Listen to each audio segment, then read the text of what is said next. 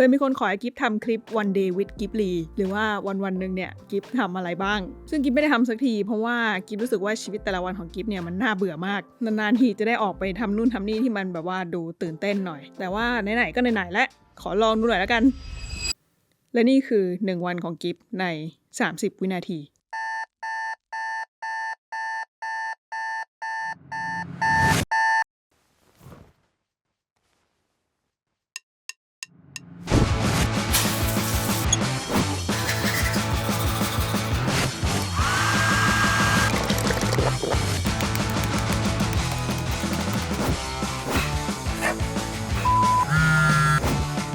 สวัสดีค่ะ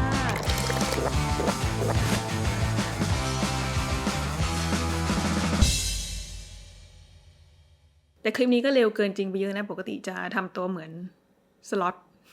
สิ่งที่กิฟจะเล่าวันนี้ไม่ใช่ชีวิตประจำวันของกิฟค่ะเพราะว่ามันน่าเบื่อมากสิ่งที่อยากจะเล่าก็คือเรื่อง sound design ค่ะเพราะกิฟรู้สึกว่าคลิปที่มันดูธรรมดาน่าเบื่อเนี่ยมันสามารถทำให้ดูสนุกขึ้นดูดีขึ้นได้ด้วยเสียง sound design เนี่ยความหมายก็คือการออกแบบเสียงคือการใส่เสียงบางอย่างที่อาจจะไม่ได้เกิดขึ้นในชีวิตจริงเข้าไปในคลิปของเราซึ่งเสียงพวกนี้ก็จะช่วยสร้างบรรยากาศช่วยเสริมแอคชั่นช่วยทำให้กิจกรรมที่มันอยู่ในภาพเนี่ยมันดูมันอิ่มขึ้นไม่รู้จะอธิบายว่าไงจะบอกว่ามันเป็น sound effects ก็ใช่พูดอาจจะไม่เห็นภาพเดี๋ยวยกตัวอย่างให้ดูอันนี้คือคลิปเมื่อกี้แบบไม่ใส่ sound design มีแค่เพลงอย่างเดียว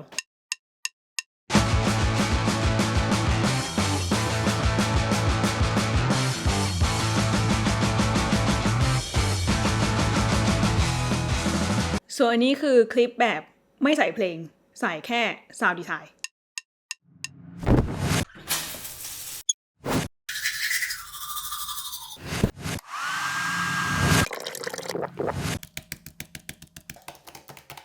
อันนี้คือแบบเอา2อย่างมารวมกัน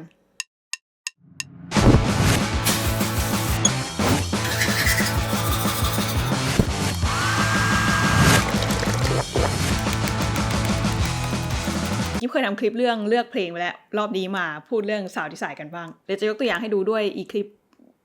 30วิเมื่อกี้แหละ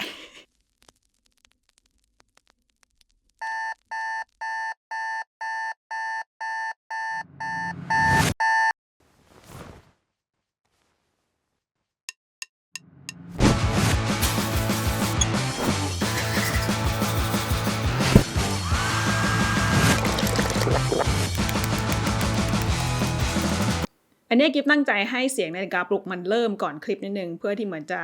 ค่อยๆเตรียมคนดูเข้าสู่ฟุตเทจที่เราจะทำต่อไปอะไรเงี้ยตรงเนี้ยกิฟมีใส่เสียงที่เรียกว่า whoosh และกิฟก็ตั้งใจใส่ให้มันตรงกับมือที่ไปคว้ามือถือแล้วในขณะเดียวกันกิฟก็เร่งเสียงนาฬิกาปลุกขึ้นด้วยเพราะว่าพอกล้องมันเข้าไปใกล้มือถือใช่ไหมถ้าตาม common sense คือเสียงมันต้องดังขึ้นก็เลยเร่งเสียงคืออีกนิดนึงไอเสียงไม้กลองตีกันตึกตึกตึกตึกเนี่ยคือไม่ใช่ส่วนหนึ่งของเพลงแต่ว่ากิฟไปหาเสียงไม้กลองแยกมาใส่ให้เป็นจังหวะอันนี้คือได้อินสปิเรชันมาจากหนังเรื่อง Scott Pilgrim vs The World ของ Edgar Wright เหมือนกันอันนี้กิฟพยายามจะใช้เทคนิคที่กิฟได้มาจากแบรนดอนลีที่เป็นยูทูบเบอร์สายวิดีโอนะคือเขาบอกว่าเวลาที่เราตัดคลิปเร็วๆเนี่ยพยายามเอา subject ให้มันอยู่ตรงกลางหรือในจุดเดิมซ้ำๆเพื่อที่ว่าเวลาที่เราตัดทีๆเนี่ยคนดูจะได้ไม่แบบ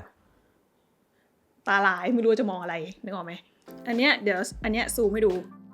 เลเยอร์ด้านบนเนี่ยเลเยอร์เนี้ยคือจะเป็นเสียงที่กิฟเลือกมาให้มันตรงกับสิ่งที่เกิดขึ้นในภาพอย่างเช่นเสียงฝักบัวเสียงก๊อกน้ำแล้วเลเยอร์ข้างล่างก็จะเป็นเสียงวูชที่เอามาเร่งให้เร็วขึ้นหรือว่าดึงให้ช้าลงเพื่อให้มันเข้ากับจังหวะของการกระทำในภาพแต่บางอันกิฟก็ประยุกต์เอาเหมือนกันอย่างเช่นเสียงปิดก๊อกน้ำเนี่ยคือถ้าไปเสิร์ชหาว่าเสียงปิดก๊อกน้ำหรือว่าแบบ falset sound effect อะไรเงี้ยมันไม่มีอันนี้กิฟก็เสิร์ชว่า metal squeak แทนเป็นเสียงเหล็กเอียดๆซึ่งแบบคิดว่ามันใช้ได้ก็เลยเอามาใช้แทนแล้วมันไม่ใช่ว่าใช้ได้แค่กับคลิปสไตล์นี้นะคะพวกคลิปแนวแบบว่า cinematic วิวสวยๆอะไรเงี้ยก็สามารถใช้ได้เหมือนกันอย่างเช่นที่กิฟเคยทำในคลิปเรื่อง imposter syndrome ไป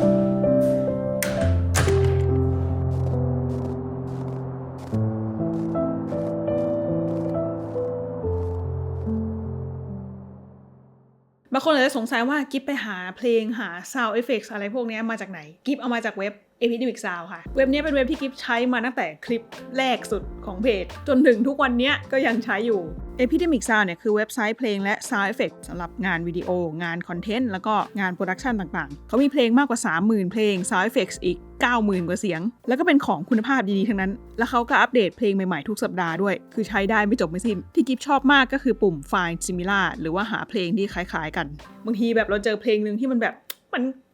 เกือบใช่แล้วอีกนิดนึงก็กดไฟล์ similar มันก็จะมีเพลงคล้ายๆกันเนี่ยมาให้เราเลือกอีกเต็มไปหมดเลยอีกอย่างที่กิฟชอบก็คือ music stems ที่เราสามารถแยกส่วนเพลงได้อย่างเช่นเราอยากจะเอาแค่เสียงกลองอยากจะเอาแค่เสียงเมโลดี้อะไรแบบเนี้ยมันสะดวกมากหรือถ้าใครจะเลือกเพลงจาก playlist ที่เขาจัดมาให้ก็ได้เหมือนกันเพราะเขามีเป็นพันๆ playlist เลยถ้าใครอยากลองกิฟแปะลิงก์ไว้ข้างล่างนะคะสามารถทดลองใช้ได้ฟรี30 วันระหว่าง30 วันนี้ถ้าเกิดว่าใครใช้เพลงโพสคลิปโพสอะไรไปเนี่ยไม่ต้องห่วงว่าจะโดนลบหรือว่าโดน copyright อะไรปลอดภัยแน่นอนแม้ว่าเราจะยกเลิก Epidemic Sound ไปแล้วก็ตามถ้าใครชอบการตัดต่อแบบเร็วๆแบบต้นคลิปเนี่ยกิฟแนะนำให้ลองไปเสิร์ชดูชื่อเอ็ดการ์ไรท์เป็นผู้กำกับหนังที่เขาจะตัดต่อประมาณนี้เป็นเอกลักษณ์ของเขาเลยกิฟเองก็เอาเขามาเป็น reference ในการทำคลิปนี้เหมือนกันหรือถ้าใครชอบแนวอื่นจริงๆก็ลองเสิร์ชว่า sound design tutorial อะไรเงี้ยมีเยอะมากแล้วก็ดีๆทั้งนั้นลองไปดูกันได้วันนี้ก็มีเรื่องมาแชร์เท่านี้ค่ะไว้เจอกันคลิปหน้า